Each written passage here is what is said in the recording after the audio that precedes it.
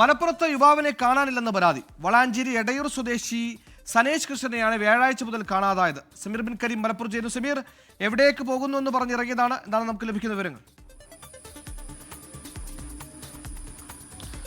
സുഹൈൽ, വളാഞ്ചേരി എടയൂർ സ്വദേശി സനേഷ് കൃഷ്ണ എന്ന് പറയുന്ന 30-കാരനെയാണ് കാണാതായിരിക്കുന്നത്.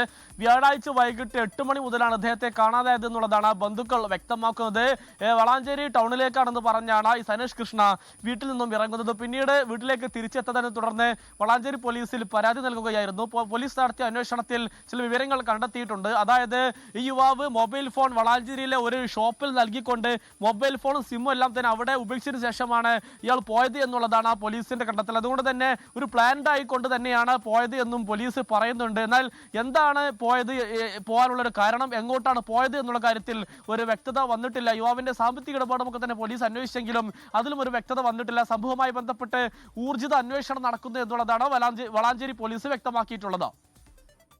ശരി, സനേഷ് കൃഷ്ണന് വേണ്ടിയുള്ള തിരച്ചിലാണ്. വീട് വിട്ടിറങ്ങിയതാണ്, ഇതുവരെ കണ്ടെത്താനായിട്ടില്ല. സമീറാണ് വാർത്തയുടെ വിശദാംശങ്ങൾ നൽകിയത്.